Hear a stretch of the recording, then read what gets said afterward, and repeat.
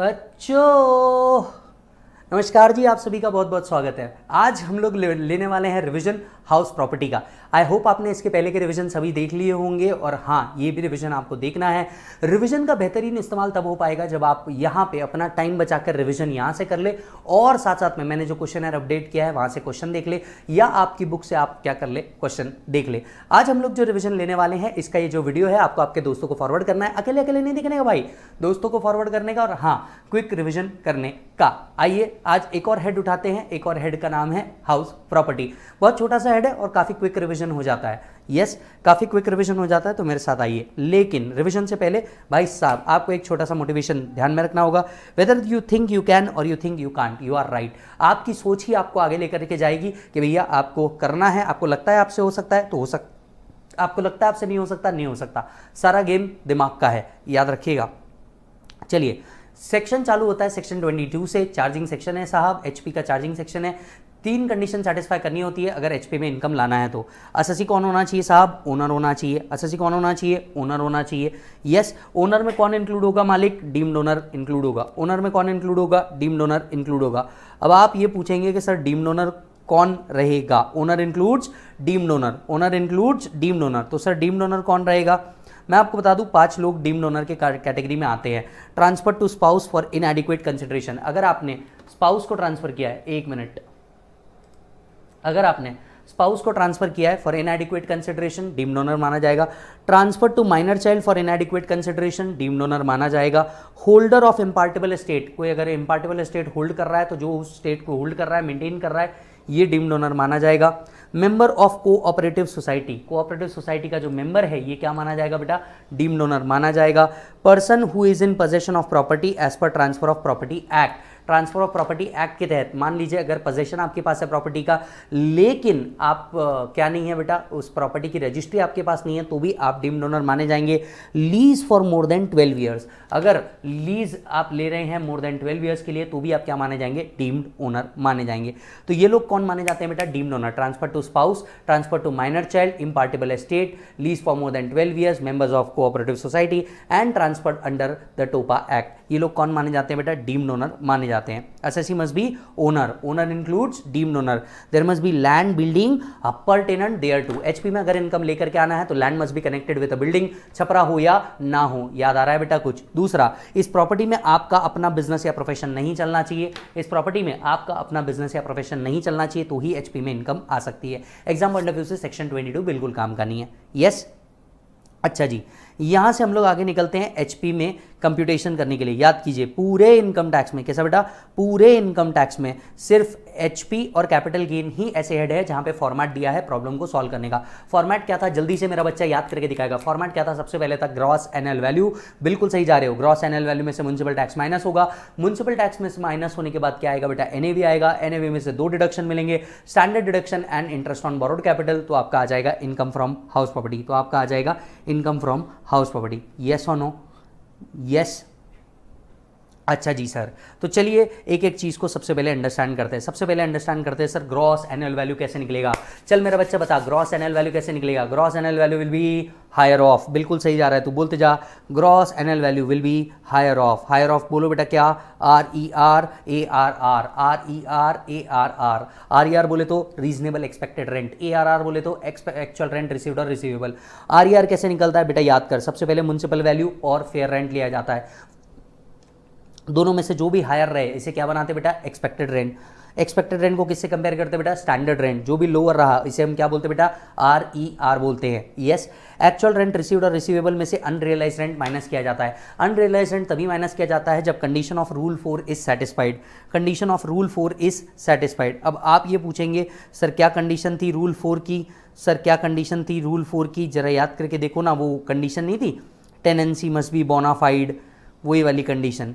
Yes, tenancy must be bona fide. ये किसी और प्रॉपर्टी के ऑक्यूपेशन में नहीं होना चाहिए। एसएससी के लीगल सूट आपने फाइल कर दिया हो, इससे रिकवरी के लिए, and and he is not in possession of any other property.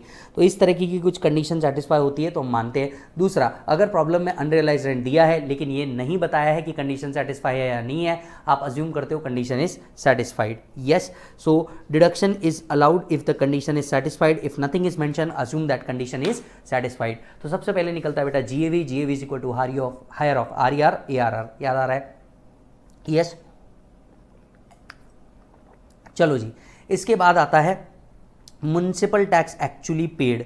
Municipal tax actually paid, याद कीजिए म्युनिसिपल टैक्स को हम कॉर्पोरेशन टैक्स, प्रॉपर्टी टैक्स भी कहते हैं, तो इसे प्रॉपर्टी टैक्स और कॉर्पोरेशन टैक्स भी कहा जाएगा।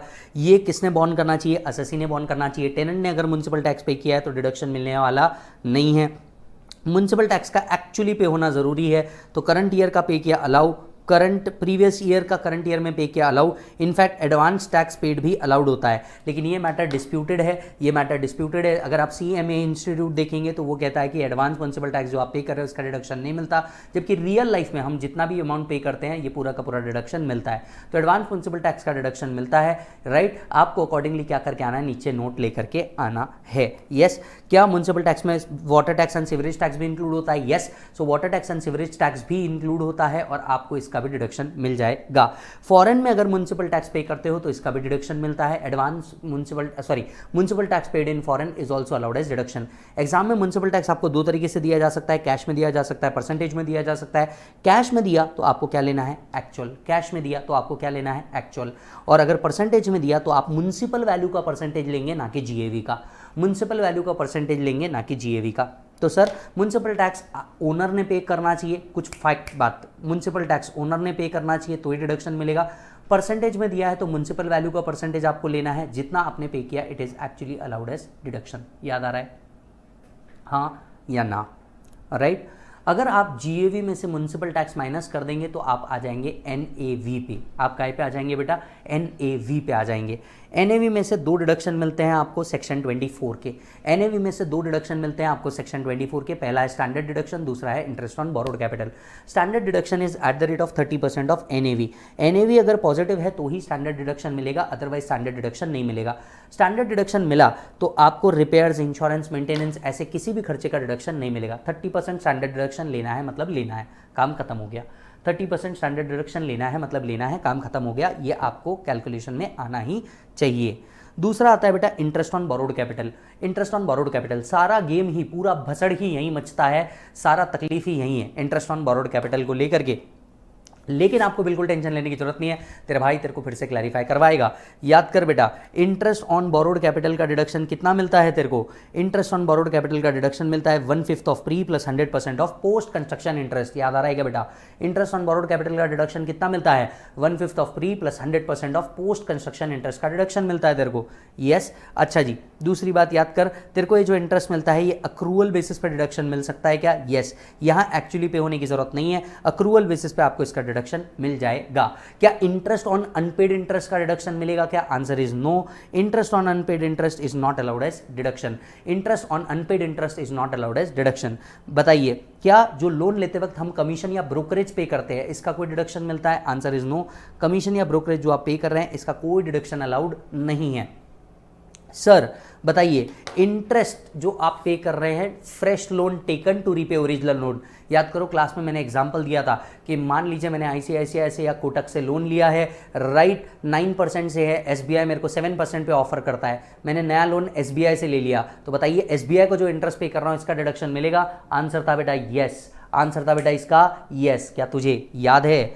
सो interest on fresh loan taken to repay original loan will be allowed as deduction, will be allowed as deduction. इसका भी डिडक्शन मिल जाएगा। यस, तो डिडक्शन कितना मिलेगा मालिक? डिडक्शन मिलेगा 1/5 of pre plus 100% of post. ए भाई रुक जा, कुछ और याद आ रहा है। यस, याद कर, इसको दूसरे चैप्टर के साथ मिक्स कर। इंटरेस्ट का डिडक्शन कहाँ मिलता है? 24B के अंदर में। प्रिंसिपल का डिडक्शन कहाँ मिलता है? 80C के अंदर में। क्या तुझे याद है? प्रिंसिपल का डिडक्शन तेरे को मिलता है 80C के अंदर में, इंटरेस्ट का डिडक्शन मिलता है तेरे को 24B के अंदर में। अच्छा, 24B के अलावा जब तू डिडक्शन चैप्टर पढ़ता रहेगा, तेरे को 80EEA का भी डिडक्शन मिलेगा, तेरे को 80EEA का भी डिडक्शन क्या रहेगा? मिलेगा। यस, अच्छा याद होगा तो प्री कंस्ट्रक्शन पीरियड कैसे काउंट करते हैं, प्री कंस्ट्रक्शन पीरियड कैसे काउंट करते हैं, ये पूरा बड़ा गेम था। प्री कंस्ट्रक्शन पीरियड कहाँ से कहाँ तक काउंट किया जाता है, अगर रीपेमेंट पहले हो गया तो डेट ऑफ बोरिंग से लेकर डेट ऑफ रीपेमेंट तक का पूरा period pre construction period count किया जाएगा। यस, लेकिन इससे ज़्यादा ये पूछा जाता है, अगर कंस्ट्रक्शन पहले हो गया तो कहाँ से कहाँ तक प्री कंस्ट्रक्शन पीरियड काउंट करेंगे बेटा, डेट ऑफ बोरिंग से लेके 31 March prior to date of completion, 31 March prior to date of completion. तो बेटा याद रखिएगा, प्री पीरियड का जितना भी इंटरेस्ट है ये 1/5 बेसिस पे अलाउड होता है from the year when construction is completed. Yes, अगर पोस्ट कंस्ट्रक्शन पीरियड है तो आपको पोस्ट कंस्ट्रक्शन पीरियड का 100% डिडक्शन मिल जाएगा। 1/5 of pre plus 100% of post will be allowed as deduction. Class के अंदर में हम लोगों ने फास्ट ट्रैक बैच के अंदर में या रेगुलर बैच के अंदर में हम लोगों ने इसके ऊपर प्रॉब्लम सॉल्व किया हुआ है। उम्मीद करता हूं कि आपको ये कुछ तो भी याद होगा। यस, हमने बहुत सारे प्रॉब्लम सॉल्व किए इसके ऊपर, तो उम्मीद कर रहा हूं मैं कि आपको इसके ऊपर कैलकुलेशन याद होगा। यस बेटा, इसके बाद हम गए थे बेटा यूजेस ऑफ हाउस प्रॉपर्टी में। पहला यूज था प्रॉपर्टी का सेल्फ ऑक्यूपाइड प्रॉपर्टी। हो सकता है प्रॉपर्टी आपके लिए सेल्फ ऑक्यूपाइड प्रॉपर्टी हो। याद कीजिए, सेल्फ ऑक्यूपाइड प्रॉपर्टी का जीएवी क्या पकड़ते हैं, निल। म्युनिसिपल टैक्स क्या पकड़ते हैं, निल। एनएवी क्या पकड़ते हैं बेटा, निल। स्टैंडर्ड डिडक्शन क्या पकड़ते हैं बेटा, निल। लेकिन क्या सेल्फ ऑक्यूपाइड प्रॉपर्टी में इंटरेस्ट ऑन बोरोड कैपिटल का डिडक्शन लिमिटेड मिलता है या अनलिमिटेड मिलता है, सोच समझ के बताना। लिमिटेड मिलता है या अनलिमिटेड मिलता है, सोच समझ के बताना। एसओपी में लिमिटेड मिलता है। लिमिटेड मतलब कितना, actual or maximum limit whichever is lower, actual or maximum limit whichever is lower. Yes, maximum limit कितनी है, मैक्सिमम लिमिट या तो 2 लाख रुपीज़ है या तो 30,000 रुपीज़ है। मैक्सिमम लिमिट या तो 2 लाख रुपीज़ है या तो 30,000 रुपीज़ है। 2 लाख कब कब लेना पड़ेगा, 2 लाख लेना पड़ेगा अगर 3 कंडीशन सेटिस्फाई हो रही है। Loan is taken for acquisition or construction after 1/4/1999 and construction is completed within 5 years. Construction is completed within 5 years. अगर ये 3 कंडीशन सेटिस्फाई होती है तो मैक्सिमम इंटरेस्ट का डिडक्शन जो मिलेगा ये कितना मिलेगा बेटा, 2 लाख तक के मिलेगा। अगर ये तीनों में से एक भी कंडीशन सेटिस्फाई नहीं होती या लोन रिपेयर्स के लिए लिया गया है तो आपका मैक्सिमम कितना मिलेगा बेटा, 30,000 रुपीज़ तक का डिडक्शन मिलेगा। सो एसओपी में सेल्फ ऑक्यूपाइड प्रॉपर्टी के बेसिस पे आपका सब कुछ नहीं लाएगा, सिर्फ इंटरेस्ट ऑन बोरोड कैपिटल आता है। Interest on borrowed capital lower of following is allowed as deduction, actual interest paid और मैक्सिमम लिमिट। मैक्सिमम लिमिट कितनी है, 2 लाख या 30,000 है। 2 लाख के लिए कितनी कंडीशन है, 3। Loan must be taken for acquisition or construction after 1/4/1999 and it must be completed within 3 years। yes, अगर ये कंडीशन सेटिस्फाई नहीं होती, तो मैक्सिमम इंटरेस्ट कितना अलाउड है बेटा, 30,000 अलाउड है। yes, अच्छा जी, अगर एसएससी ने 115BAC ऑप्ट कर रखा है तो ऐसे केस में एसओपी का जो इंटरेस्ट का बेनिफिट है वो नहीं मिलता। अगर एसएससी ने 115BAC ऑप्ट कर रखा है तो एसएससी का जो इंटरेस्ट का बेनिफिट है एसओपी में वो बेनिफिट नहीं मिलता। Yes, more than 2 house self occupied. याद करो, आदमी कोई भी 2 घर क्या कर सकता है, एसओपी क्लेम कर सकता है। आदमी कोई भी 2 घर क्या कर सकता है, एसओपी क्लेम कर सकता है। तीसरे घर को उसको डीएलओपी बनाना जरूरी है। तो अगर मान लीजिए तीन घर है, तीनों भी घर सेल्फ ऑक्यूपाइड है, तो ऐसे केस में कोई भी 2 घर, एनी 2 हाउसेस को वो एसओपी बनाएगा। तीसरे घर को उसको डीएलओपी बनाना जरूरी है, डीम्ड लेट आउट प्रॉपर्टी बनाना जरूरी है।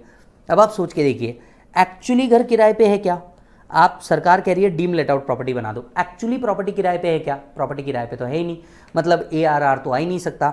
यानी क्या मैं कह सकता हूँ, डीएलओपी के केस में जो आपका GAV आएगा ये हमेशा क्या रहेगा बेटा, RER, क्योंकि एक्चुअल रेंट पे तो आप दे ही नहीं रहे हो। 3 घर है, तीनों घर सेल्फ ऑक्यूपाइड है, तो ऐसे केस में GAV तो RER के बेसिस पे कैलकुलेट होगा। कुछ याद आ रहा है क्या बेटा, हाँ या ना? आपके मॉड्यूल के अंदर में, मेरी बुक के अंदर में एक प्रॉब्लम है इस पे ऊपर गणेश नाम का, तो वो सॉल्व कर लीजिएगा, आपको ये कैलकुलेशन बहुत आराम से जम जाएगा। यस, अच्छा, ऐसे केस में क्या करना होता है, बच्चे के ऊपर क्वेश्चन पूछा जाता है, बच्चे को पूछा जाता है कौन से 2 घर एसओपी किया जाए, कौन सा एक घर डीएलओपी किया जाए, राइट। हमें वो ऑप्शन सिलेक्ट करना है जिसमें हमारी टैक्सेबल इनकम लोअर हो या फिर हमारा लॉस ज़्यादा हो। हमें वो ऑप्शन सिलेक्ट करना है जिसमें हमारी इनकम कम हो या लॉस ज़्यादा हो। कैसे ऑप्शन निकालेंगे, ऑप्शन 1 फ्लैट 2 एसओपी कर दो, फ्लैट 3 डीएलओपी कर दो। Option 2 flat 1 and flat 3 SOP कर दो, फ्लैट 2 डीएलओपी कर दो। ऑप्शन 3 फ्लैट 1 डीएलओपी कर दो एंड 2 एंड 3 एसओपी कर दो। हम इस तरीके से कैलकुलेट करके निकालते हैं। याद रखिए, दोनों घर का अलग अलग 2 लाख का बेनिफिट मिलेगा आईओबीसी का, या दोनों घर का मिला के 2 लाख मिलेगा? ये सवाल का जवाब मेरे को आप तुरंत कमेंट करके बताएंगे और वीडियो को लाइक करके जल्दी से बताएंगे। आपके लिए बड़ी मेहनत की जा रही है सर, वीडियो को लाइक बनता है, कमेंट बनता है, जल्दी से बताओ। दोनों घर मिला के 2,30,000 का लिमिट है, या एक एक घर ईच एसओपी को 2 लाख का लिमिट है? आपको आज बताना होगा सर, आज आपको बताना होगा। आप ऐसे शांत नहीं बैठ सकते, ये वीडियो को अकेले ऐसे ही नहीं देख सकते, आपको बताना होगा।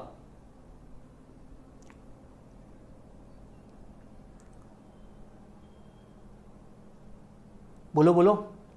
यस, दोनों घर मिला के 2 लाख का लिमिट है। So the maximum limit of interest on both self occupied can not exceed 2 lakh और 30,000। दोनों का मिला के 2 लाख या 30,000 तक का लिमिट है, ये हमें याद रखना होगा। यस मालिक। अच्छा जी, बाद में अगर प्रॉपर्टी लेट आउट प्रॉपर्टी है तो क्या करेंगे? सर लेट आउट प्रॉपर्टी का कैलकुलेशन दुनिया का सबसे इजी कैलकुलेशन है, दुनिया का सबसे इजी कैलकुलेशन है। लेट आउट प्रॉपर्टी का कैलकुलेशन कैसे होगा? सर जीएवी नॉर्मल तरीके से निकलेगा, or whichever is higher, municipal tax का डिडक्शन मिलेगा, एनएवी आएगा, स्टैंडर्ड डिडक्शन आएगा। लेकिन अगर प्रॉपर्टी लेट आउट या डीम्ड लेट आउट प्रॉपर्टी, अगर प्रॉपर्टी लेट आउट या डीम्ड लेट आउट प्रॉपर्टी, अगर प्रॉपर्टी लेट आउट या डीम्ड लेट आउट प्रॉपर्टी है, तो ऐसे केस में आईओबीसी का जो लिमिट है ये अनलिमिटेड हो जाता है। यानी जो 2 लाख या 30,000 तक का लिमिट है वो सिर्फ एसओपी के लिए है। एलओपी या डीएलओपी के लिए आपका जो इंटरेस्ट है ये कैसा है बेटा? अनलिमिटेड। ये जो इंटरेस्ट है ये कैसा है बेटा? Unlimited, right? तो आपका क्या आएगा बेटा? नॉर्मल कैलकुलेशन आ जाएगा। यस।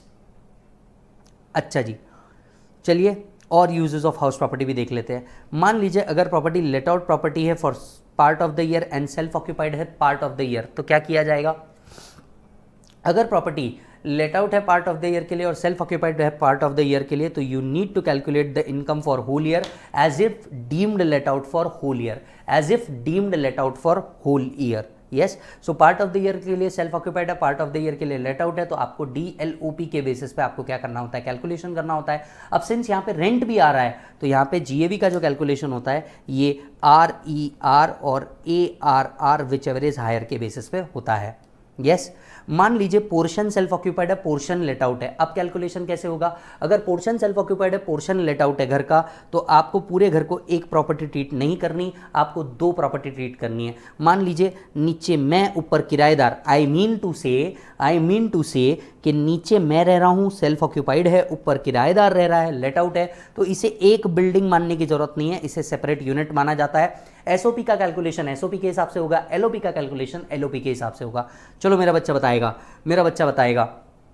बता बेटा, अगर एसओपी है तो जीएवी निल, म्युनिसिपल टैक्स निल, एनएवी निल, स्टैंडर्ड डिडक्शन निल, इंटरेस्ट लिमिटेड या अनलिमिटेड? लिमिटेड। याद आ रहा है?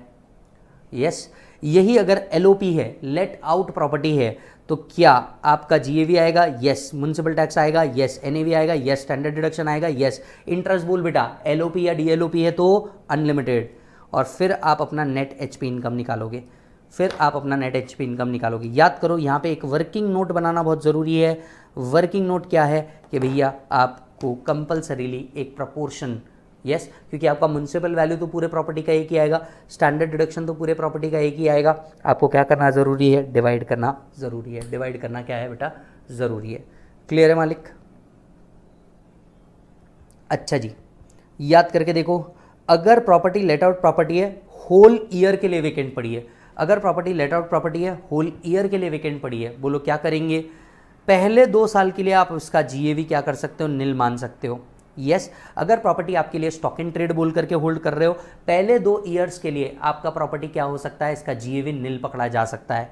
तो ऐसे केस में आपका जीएवी क्या पकड़ा जाएगा? फॉर द फर्स्ट 2 ईयर्स आपका जीएवी क्या पकड़ा जा सकता है? निल। पर म्युनिसिपल टैक्स का डिडक्शन मिलेगा, सिंस एनएवी निगेटिव होगा तो आपका स्टैंडर्ड डिडक्शन निल हो जाने वाला है। इंटरेस्ट ऑन बोरोड कैपिटल का डिडक्शन मिलेगा। There will be loss from house property. Yes, there will be loss from house property, लेकिन ये सिर्फ पहले 2 साल होगा। उसी केस में होगा जब प्रॉपर्टी आपके लिए स्टॉक इन ट्रेड है। कुछ याद आ रहा है क्या मालिक? उसी साल में होगा जब प्रॉपर्टी क्या होगा? स्टॉक इन ट्रेड होगा। So where the property consist of any land building appurtenant thereto held as stock in trade, yes held as stock in trade and not let out during the whole or any part of the year, the annual value of such property for a period up to 2 years from the end of financial year in which certificate of completion is obtained, yes shall be taken to be nil, shall be taken to be nil। याद आ रहा है, ये builders के लिए होता है जब प्रॉपर्टी बनती है उस साल में। अब आते हैं हम लोग मोस्ट इंपॉर्टेंट कॉन्सेप्ट के ऊपर, अब आते हैं हम लोग मोस्ट इंपॉर्टेंट कॉन्सेप्ट के ऊपर, वेकेंसी। वेकेंसी, जरा वेकेंसी याद करके देखो बेटा। अगर प्रॉब्लम में क्या दिया है बेटा, वेकेंसी दिया है। अगर प्रॉब्लम में क्या दिया है बेटा, वेकेंसी दिया है। आपको स्टेप नंबर 1 RER निकालना है, स्टेप नंबर 2 ARR निकालना है, as if there is no vacancy. Step number 3 क्या निकालना है बेटा, AR निकालना है, एक्चुअल रेंट निकालना है। याद आ रहा है आपको, राइट? अच्छा जी, RER निकालना है स्टेप नंबर 1, ARR निकालना है step number 2, step number 3 AR निकालना है, स्टेप नंबर 3 क्या निकालना है बेटा, AR निकालना है। यस, अब अगर ध्यान से सुनिएगा, अगर आपका RER, ध्यान से सुनो, अगर आपका RER, या पहले AR कर लेते हैं, अगर आपका AR is higher than RER, actual rent received even after vacancy is higher than RER, actual rent is equal to GAV। So अगर आपका AR is higher than RER, AR is equal to GAV। अगर आपका RER is higher than AR, अगर आपका RER is higher than AR, just give me a moment.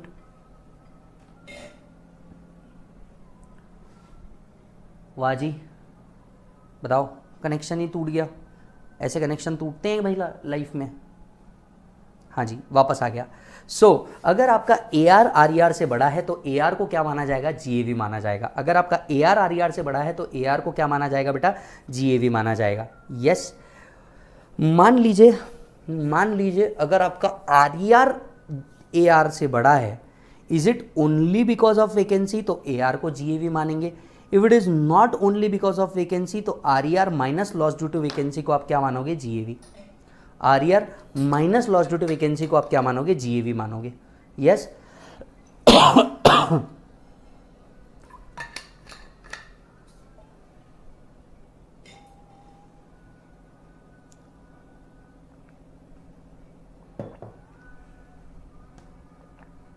याद आ रहा है क्या मालिक,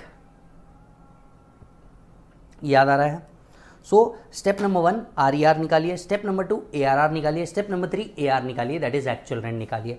अगर actual rent even after vacancy RER से बड़ा है तो एक्चुअल रेंट को GAV मानना। अगर RER AR से बड़ा है, RER अगर एक्चुअल रेंट से बड़ा है तो देखना पड़ेगा क्यों बड़ा है। If it is only because of vacancy तो AR is equal to GAV। If it is for other reason RER minus loss due to vacancy को क्या मान लिया जाएगा, GAV मान लिया जाएगा। क्लियर है? इसके बाद आता है unrealise rent recovered, arrears of rent recovered. Unrealise rent recover या अरियर्स ऑफ रेंट रिकवर्ड उस साल टैक्सेबल जिस साल ये रिकवर हुआ। अरियर्स ऑफ रेंट रिसीव्ड या अनरियलाइज रेंट रिसीव्ड उस साल टैक्सेबल जिस साल रिसीव हुआ, और जितना रिसीव हुआ उसमें से 30% will be allowed as deduction. जितना रिसीव्ड हुआ इसमें से 30% अलाउड एज डिडक्शन। यस, अच्छा, ये जो वैकेंसी के केस है इसके अंदर में आपका अल्टरनेटिव व्यू आपको देना है तो आप दे सकते हो। क्लास के अंदर में हमने अल्टरनेटिव व्यू पढ़ा था। यस, अल्टरनेटिव व्यू आपने पढ़ा था तो आप इसको देना चाहो तो दे सकते हो, right? So unrealise rent recovered, arrears of rent recovered, जिस साल रिकवर होगा उस साल टैक्सेबल होगा, और इसमें से 30% will be allowed as deduction. इसमें से 30% will be allowed as deduction. Yes, चलिए मालिक, याद करके देखो, एक और कॉन्सेप्ट पढ़ा था हम लोगों ने, कंपोजिट रेंट। एक और चीज़ पढ़ा था हमने, कंपोजिट रेंट। कंपोजिट रेंट का मतलब होता है rent for the property along with rent of other facility. Rent for the property plus rent for other facility. अगर आप इसे सेपरेट कर सकते हैं कि प्रॉपर्टी के लिए कितना और अदर फैसिलिटी के लिए कितना, तो प्रॉपर्टी